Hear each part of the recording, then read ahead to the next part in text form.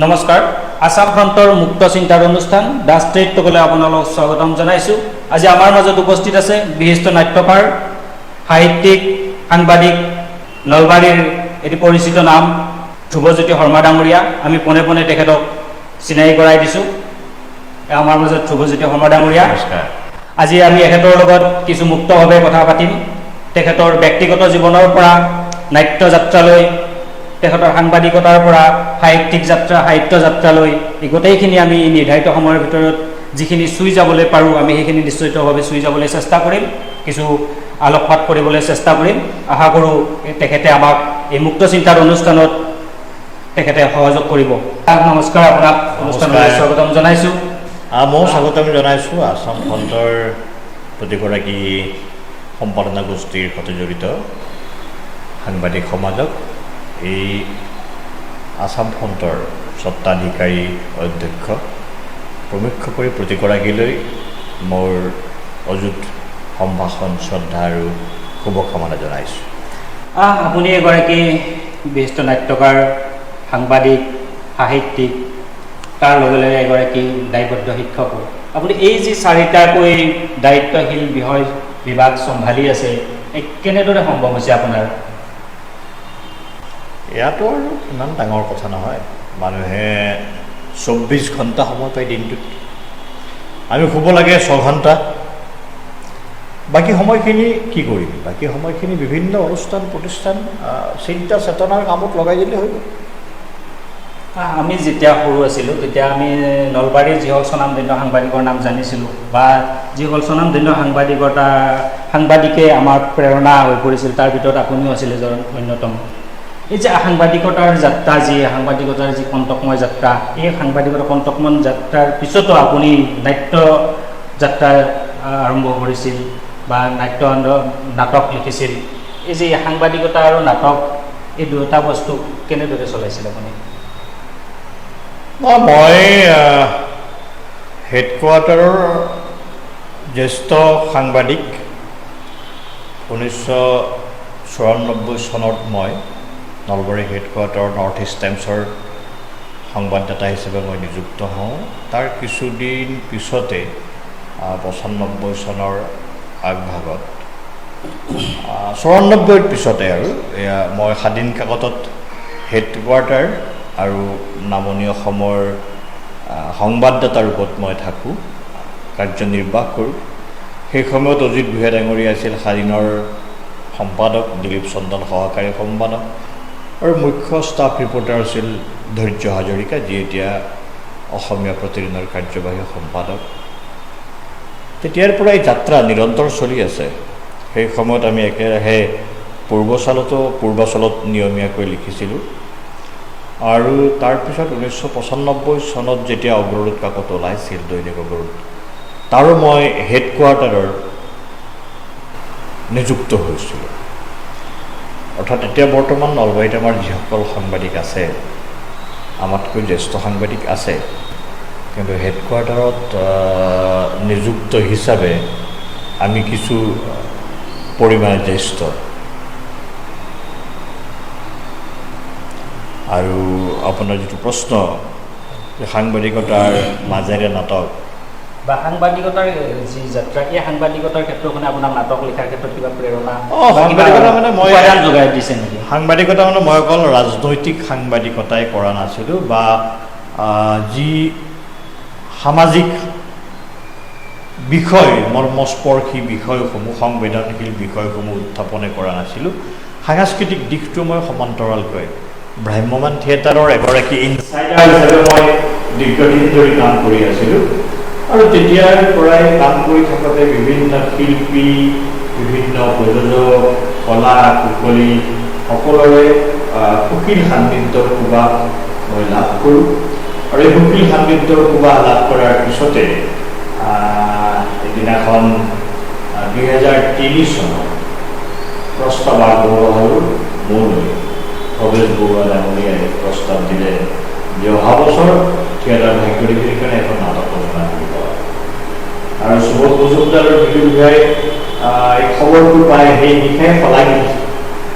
আৰু তাৰপিছতে আমাৰ যাত্ৰা নেক্সট ইয়াৰ 2004 চনৰ পৰাই আপোনাৰ সেই প্ৰথম যি যাত্ৰা হয় 2004 মই নিৰন্তৰ ধাৰাবাহিকভাৱে ৰচনা কৰিছোঁ নাটক।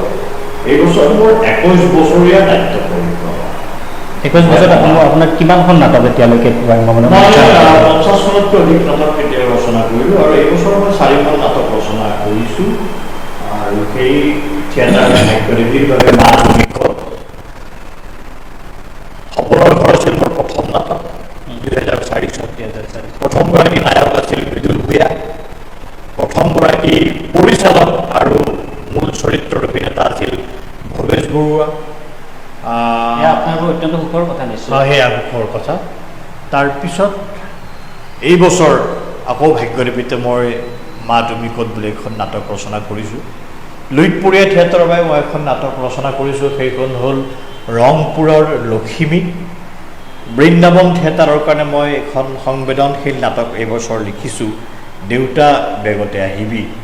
এইখন নাটকত প্ৰাঞ্জনা দত্তকে আৰম্ভ কৰি নিৰ্মল দত্ত, জীৱন হাতী কাকতি, ৰাতুল দাস, এই বীৰেন ভূঞা, এইসকল শিল্পী, দেৱাশ্ৰী খুব সংবেদনশীলতা অভিনয় কৰিছে।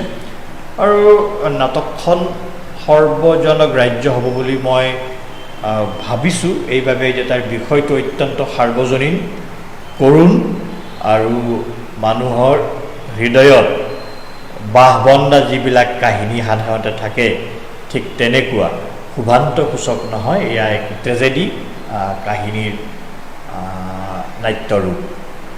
আপুনি কি সাংবাদিক সাহিত্যিক? তাৰ লগে লগে মই ক'ব লাগিব অভিযন্তাৰ সেন্দুৰীয়া মন বুলি মই এখন নাটক ৰচনা কৰিছোঁ, সেয়া ৰাষ্ট্ৰীয় থিয়েটাৰৰ। ৰাষ্ট্ৰীয় থিয়েটাৰৰ বাবে মই 2017 চনৰ পৰা ধাৰাবাহিকভাৱে নাটক ৰচনা কৰি আছোঁ। আৰু এই বছৰ এখন নাটকত শ্যামন্তিকে অভিনয় কৰিছে, ৰাগণীতে অভিনয় কৰিছে বিনয় ডেকা, অভিনয় কৰিছে বালাজী, মৃদুল বালাজীকে আৰম্ভ কৰি কেইবাগৰাকীও পৰিচিত অভিনেতাই। গতিকে এই 4খন নাটকলৈ মই অত্যন্ত আশাবাদী যে মোৰ নাটকে দৰ্শকৰ মনত কলাত্মক ৰূপটো, সংবেদনশীল ৰূপটো আৰু যিটো ৰূপ মানুহে বিচাৰে অতি সহজ সৰল প্ৰাঞ্জল ভাষাৰে লিখা আৰু সহজ সৰলকৈ উপস্থাপন কৰা এটা মৰ্মস্পৰ্শী কাহিনীৰ নাট্য গাথা। আপুনি কি হিচাপে পৰিচয় দি ভাল পায়? আপুনি নাট্যকাৰ, সাংবাদিক, সাহিত্যিক? মই এগৰাকী মানুহ হিচাপে পৰিচয় দি ভাল পাওঁ। মই পৰিচয় দি ভাল পাওঁ মই জিতেন্দ্ৰনাথ শৰ্মাৰ ল'ৰা, যি 1962-63 চনতে নলবাৰী মহাবিদ্যালয়ৰ মেগাজিন ছেক্ৰেটাৰী আছিল।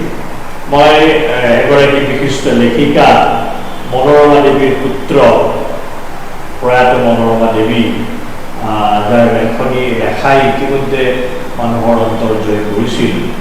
মই চিত্তবুদ্ধিৰ স্ৰষ্টা মনোৰমা দেৱীৰ পুত্ৰ। এই পৰিচয় দি মই বেছি ভাল পাওঁ। আপুনি যিহেতু 4টা দিশতে আছে, নিশ্চিতভাৱে আপুনি 4টা দিশ কিয় আছে? 4টা দিশক লৈ আপোনালোকে আচলতে ভুল ভ্ৰান্তি হয়।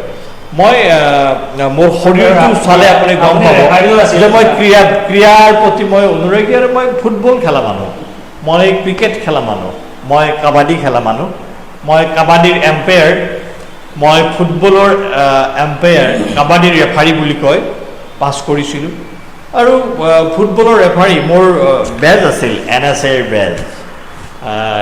তেনেদৰে মই নলবাৰীৰ বহুত খেল আছে যিবিলাক খেল মই পৰিচালনা কৰিছিলোঁ, লাইনমেন, ফুট ৰেফাৰী, আৰু তদুপৰি 94 চনৰ পৰাই মই নলবাৰী ক্ৰীড়া সন্থাৰ দায়িত্বটো আছোঁ। সেইখিনি কিন্তু এতিয়া কিছু হেৰাই গ'ল। মানে আপোনাৰ যি সেই প্ৰতিভা আছিল, সেই প্ৰতিভাখিনি কিন্তু প্ৰতিভা হেৰাই নাযায়, প্ৰতিভাটো সুপ্ত হৈ থাকে কেতিয়াবা, লুকাই যায়।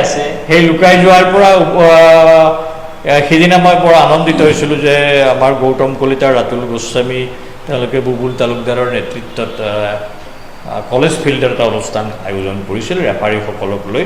তেওঁলোকৰ ফিটনেছ পৰীক্ষা দিব লগা হৈছিল, আৰু যদি ময়ো ৰেফাৰী হৈ থাকিলোঁ ফিটনেছ দিব লাগে। তথাপিতো আপোনাক উত্তৰ-পূৰ্বে কি হিচাপে মনত বৰ আদৰ খবৰ কৰিছে, এইটো মোৰ বৰ ভাল লাগিছে।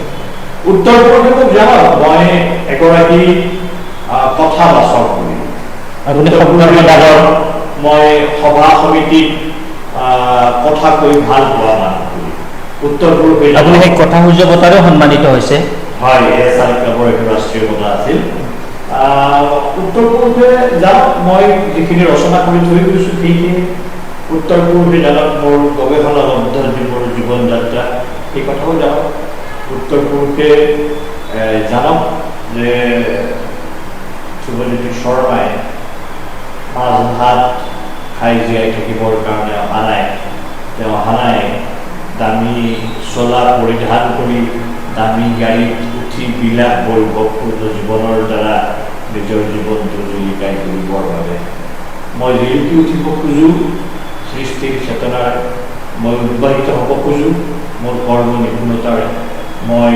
জীয়াই থাকিব খোজোঁ মানুহৰ অন্তৰে অন্তৰে এটা নাটকৰ স্পৰ্শকাতৰ বিষয়লৈ আমি আহিব বিচাৰিছোঁ নাটক ভ্ৰাম্যমাণত চিণ্ডিকেট চলে মই নাজানো দেই মই খবৰ ওলাই থাকে মাজে মাজে বাৰু ভ্ৰাম্যমাণত চিণ্ডিকেট চলে আপুনি তেনেকুৱা এই কিবা চিণ্ডিকেটৰ চক্ৰবিহুত সোমাইছে নে আপুনি নিজেও কেতিয়া এই চিণ্ডিকেট চলায় মানে মই এই বিষয়ে মাজে মাজে শুনো বাতৰি কাকত বা ছ'চিয়েল মিডিয়াত কিন্তু বিষয়টো সম্পৰ্কে মই অৱগত নহয় আৰু প্ৰকৃতাৰ্থত চিণ্ডিকেট মানে বজাৰ আচলতে গতিকে বজাৰটো থিয়েটাৰত চলিবই কাৰণ ইয়াত এটা মাৰ্কেটিঙৰ কথাই আছে যিসকল নবীন লিখক নবীন নাট্যকাৰসকলক দমন কৰি অগ্ৰজ যিসকল নাট্যকাৰ তেখেতসকলে কিছু দমন নীতি চলায় দমন নীতিটোত মই তেনেকৈ বিশ্বাস নকৰোঁ এতিয়া মূল কথা হ'ল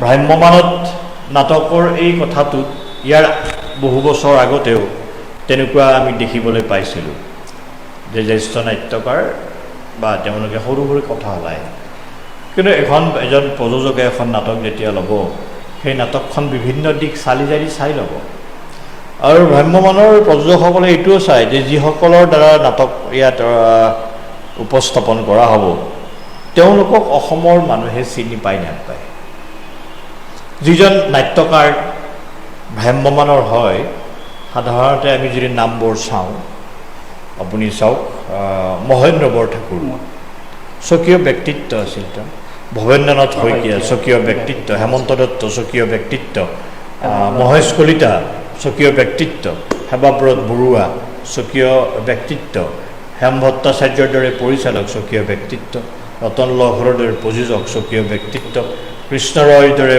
প্ৰযোজক স্বকীয় ব্যক্তিত্ব প্ৰশান্ত হাজৰিকাৰ দৰে পৰিচালক স্বকীয় ব্যক্তিত্ব মুনীন বৰুৱাৰ দৰে নাট্যকাৰ পৰিচালক স্বকীয় ব্যক্তিত্ব মুঠৰ ওপৰত ভ্ৰাম্যমাণ থিয়েটাৰৰ নাট্যবা জিতেন শৰ্মা স্বকীয় ব্যক্তিত্ব আছে স্বকীয় পৰিচয় এটা আছে যদিহে মোৰ সাংবাদিক হিচাপে পৰিচয়টো নাথাকিলহেঁতেন মই আজি এইটো কথাও ভাবোঁ যে 2003 চনত মই সেই প্ৰস্তাৱ হয়তো মই নাপালোঁহেঁতেন যে আপুনি নাটক ৰচনা অৰ্থাৎ আপোনাৰ সাংবাদিক জীৱনে আপোনাৰ বাকপতীয়া নাটকৰ অভিজিৎ ভট্টাচাৰ্যও দৈনিক অগ্ৰগতিৰ সাংবাদিক আছিল আৰু তেওঁক ডায়েনাৰ সেই নাটক ৰচনা সেৱাব্ৰত বৰুৱাই কৰিছিল লেডি ডায়েনা অভিজিৎ ভট্টাচাৰ্যৰ দ্বাৰাই কৃষ্ণৰে সমস্ত তথ্য সমস্ত তাৰ যি যুগুত মানে সেয়া তেওঁ তাৰ লৈছিল তাৰ পিছৰ বছৰ মনোজ কুমাৰ গোস্বামী তাতে গল্পৰাগত অভিজিৎ ভট্টাচাৰ্যই নিজাকে নাটক ৰচনা কৰিছিল সমীৰণ বৰুৱা আহি আছে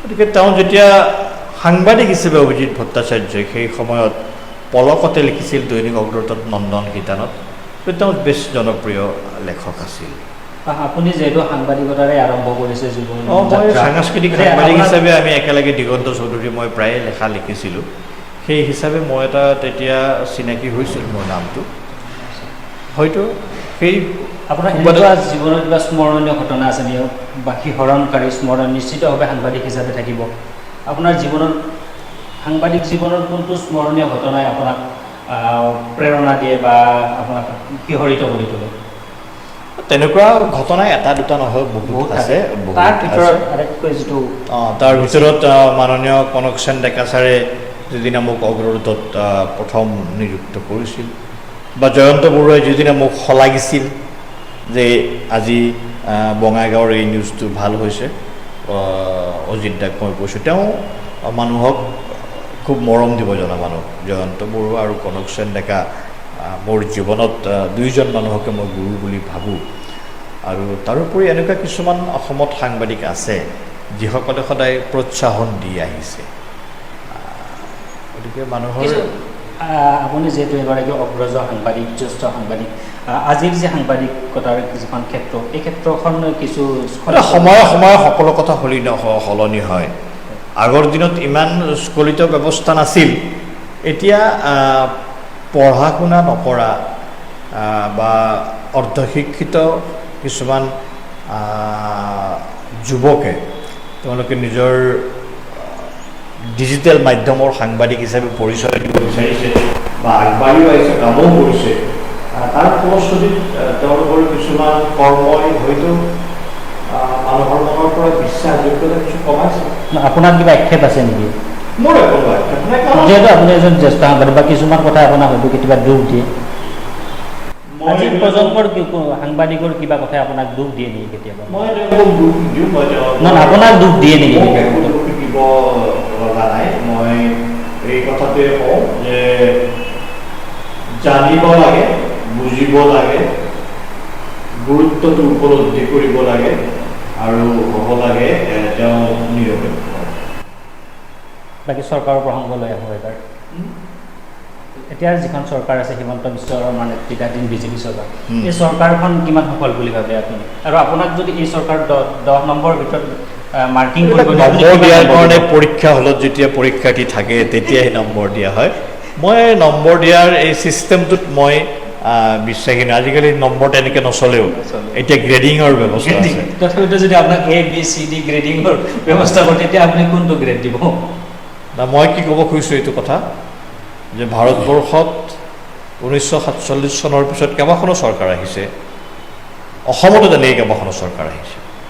কিন্তু প্ৰত্যেকখন চৰকাৰে জনগণৰ সকলো কথাই তেওঁলোকে যি মনৰ আশা সেয়া উপলব্ধি কৰিব পাৰে, কিন্তু মানুহক তৃপ্ত কৰিব নোৱাৰে।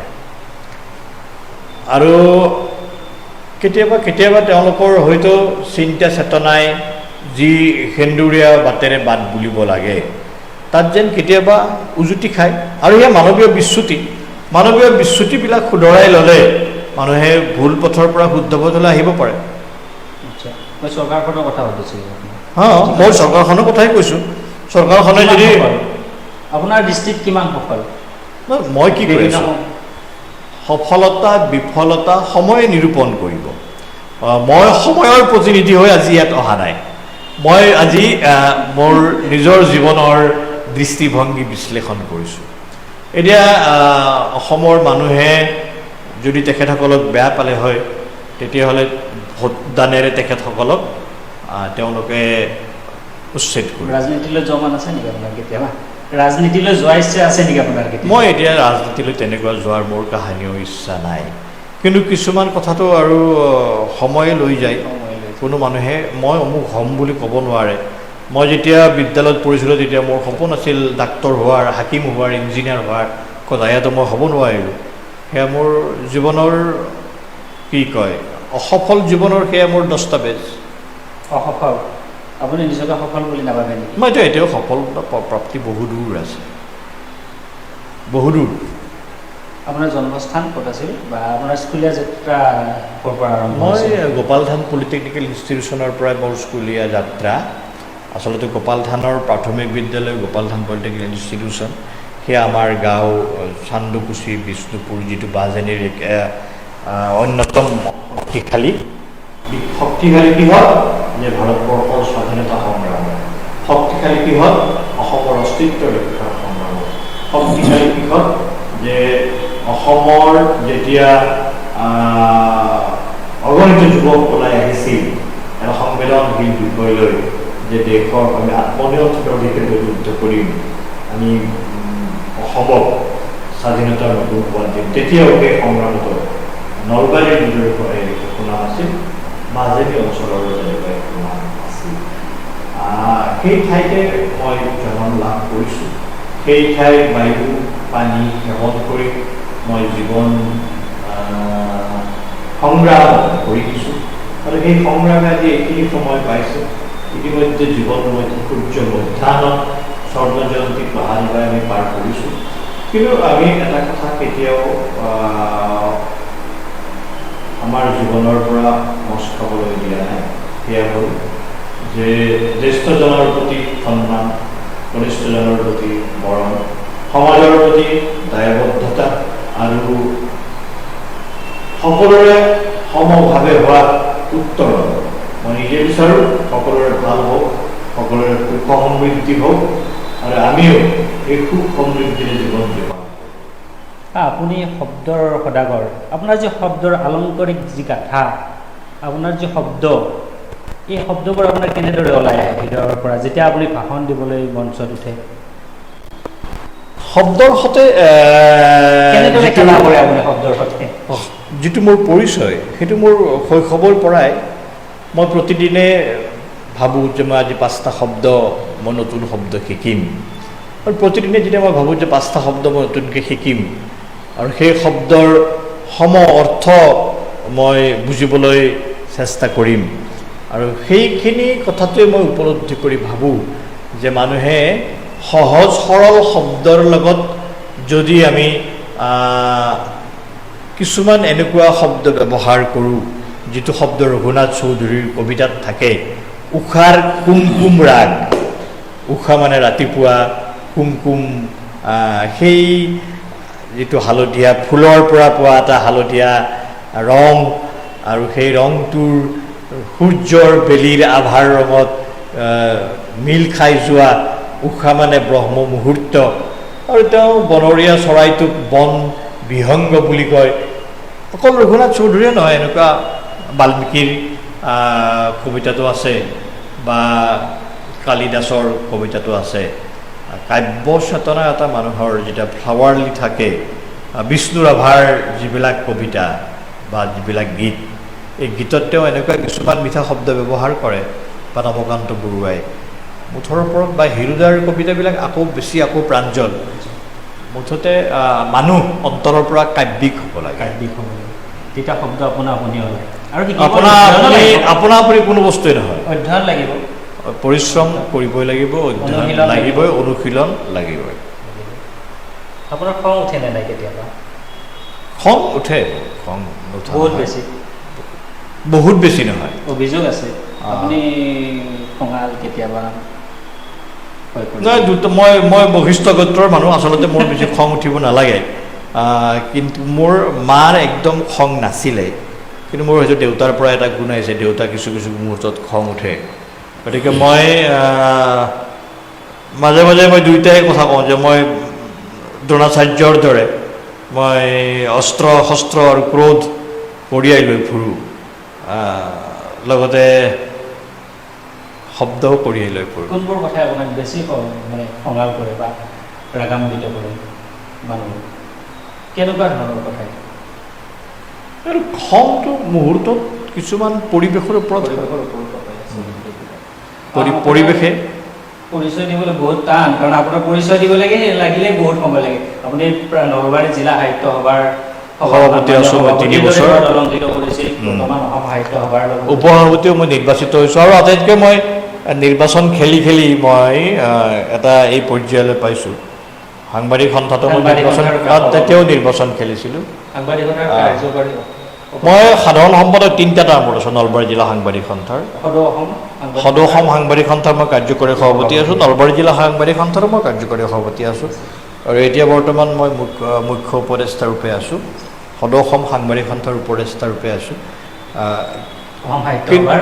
অসম সাহিত্য সভাৰ মই শৰৎচন্দ্ৰ গোস্বামী ভাষা গৱেষণা কেন্দ্ৰৰ আহ্বায়ক তথা মই নিৰ্বাচিত কেন্দ্ৰীয় প্ৰতিনিধি। আপুনি সাহিত্য সংগত হ'ব?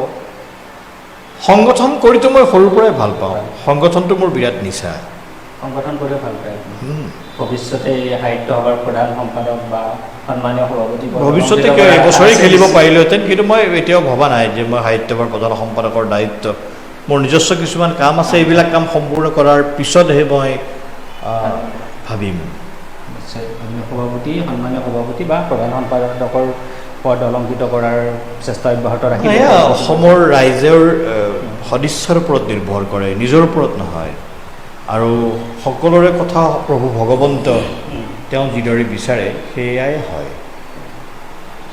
আপোনাৰ যিসমূহ নাটক এতিয়ালৈকে মঞ্চায়ন কৰা হ'ল তাৰ ভিতৰত আপোনাৰ কোনখন নাটক আপোনাৰ বেছি ভাল লাগে বা আপুনি কোনখন নাটকক লৈ বেছি সুখী বৰ্তমানলৈকে? ভৱিষ্যতো আপোনাৰ পৰা মই এটা কথাই কওঁ যে তোমাৰ মাৰা দেউতাৰাৰ বাবে তোমালোকৰ যিকেইটা সন্তান আছে এইকেইটা সন্তান চবেই সমান।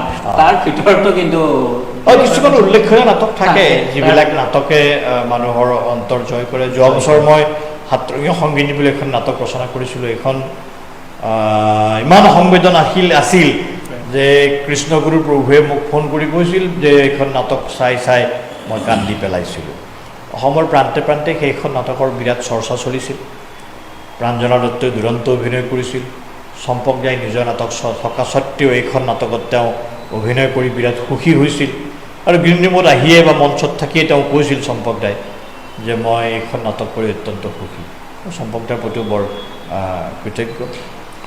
এই সময়ত এটা কথাই যে যিয়ে আপোনাক পৰিচয় দিছে বা যিয়ে আপোনাক আগুৱাই লৈ গৈছে সেই মানুহৰ প্ৰতি সদায় এটা কৃতজ্ঞতাবোধ থাকিব লাগে। আপুনি নাটকৰ ক্ষেত্ৰত কাৰ প্ৰতি সদায় কৃতজ্ঞ হৈ থাকে? ভৱেশ বৰুৱা, তেওঁ মোৰ গুৰু। মোৰ সুবোধৰ প্ৰতি মোৰ সদায় কৃতজ্ঞতাবোধ থাকে। কাৰণ তেওঁ তেতিয়া প্ৰচণ্ড 4খন বা 5খন থিয়েটাৰত তেওঁ আগশাৰীৰ। মই এটা কথাত বৰ লাকি যে মই কি কয় বি গ্ৰেড বা মানে কিছু তলৰ লেভেলৰ থিয়েটাৰত নিদিয়াকৈ একেবাৰে প্ৰথম বছৰতে সেই বছৰতে মোৰ নায়ক বিদুল ভূঞা, নায়িকা ববিতা চুতীয়া, নাট্যদল অভিনেতা ভৱেশ বৰুৱা, নাট্যদল ভাগ্যদেৱী, অঞ্জলি ছেত্ৰী, গীত ৰচনা কৰিছিল কেশৱ দাই আৰু মিউজিক দিছিল বসন্তই। তদুপৰি আৰু কেইবাগৰাকীও অৰুণ বৰাৰ দৰে শিল্পী আছিল, বিপুল বৰাৰ দৰে শিল্পী আছিল, কেইবাগৰাকীও মঞ্চত দপদপাই থকা অভিনেতা আৰু দুলাল শৰ্মা আছিল কমেডিয়ান। গতিকে সেই দৃশ্যটো মোৰ সেইবিলাক কথা আজিও মনত পৰে। আপুনিতো শিক্ষকতাও কৰে। এই ইমানবোৰ কামৰ মাজত আপুনি শিক্ষকতা বৃত্তিটোক চলাবলৈ কিছু সৰু উদাহৰণ দিছোঁ। পৰহি মই নলবাৰীৰ পৰা 7 বজাত চন্দ্ৰপুৰ গৈছিলোঁ, 9টা চাৰে 9টা মানত পাইছোঁ। আৰু তাৰপিছত মই মোৰ নাটকৰ ৰিহাৰ্চেলৰ আখৰা আৰম্ভ কৰিছিলোঁ। নাটকৰ আখৰা আৰম্ভ কৰি নাটক মই সিদিনা 2:45 সামৰিছোঁ। 3:15 মই শুইছোঁ। 5:30 মই উঠিছোঁ। 6:30 মই তাৰ পৰা গা পা ধুই মই যাত্ৰা কৰিছোঁ চন্দ্ৰপুৰৰ পৰা। আৰু আহি মোৰ কৰ্মস্থল চান্দকুছি পাব্লিক হাইস্কুলত মই আহি পাইছোঁ। অতি ব্যস্ত কৰ্মসূচীৰ মাজেৰে আপুনি জীৱনটো অতিবাহিত কৰে। অতিকৈ ব্যস্ত, অকল অতি নহয়। এইখিনিতো লাগিবই আৰু বেছি ব্যস্ততা লাগে এইখিনি হোৱা নাই সফলতা অৰ্জনৰ বাবে। আপুনি কেতিয়াবা হতাশ হয়নে নহয়? মইতো মানুহ, ভগৱান নহয় নহয়, দেৱতা নহয়। মানৱীয় বিচ্যুতিয়ে হতাশা, ভালপোৱা, প্ৰেম, বিৰহ, বেদনা এই সকলোবোৰ লগ লাগি যিসকল সফল ব্যক্তি তেওঁলোকে কিন্তু হতাশাটো প্ৰেৰণালৈ ৰূপান্তৰিত কৰিব পাৰে।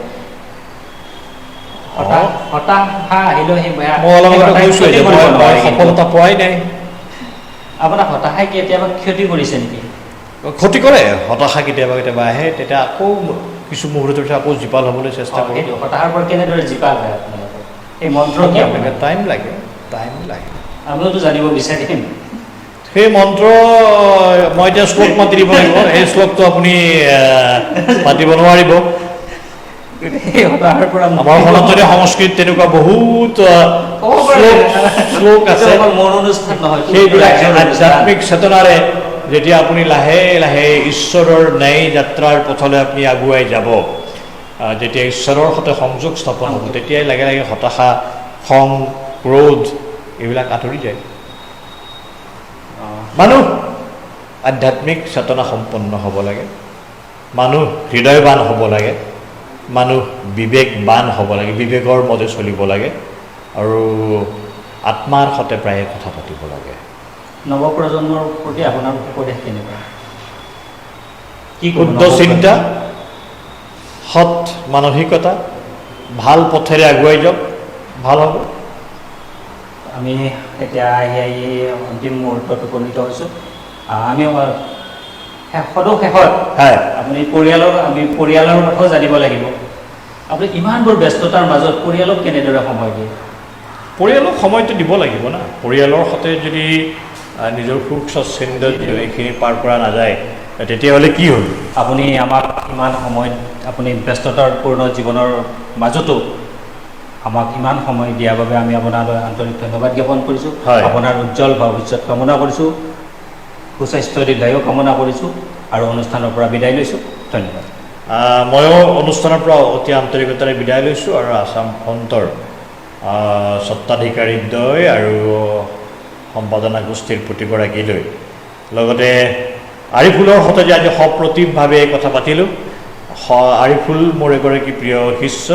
মই আৰিফুলক ধন্যবাদ জ্ঞাপন কৰিছোঁ যে তেওঁ আজি মোৰ সৈতে যি ইয়াত কথা পাতি মোক এই সুযোগ দিলে মোৰ মনৰ কথা, মোৰ জীৱনৰ বৰ্ণমালা প্ৰকাশিবলৈ, তাৰ বাবে মই পৰম কৃতজ্ঞ আৰু বাধিত হৈ ৰ'লোঁ।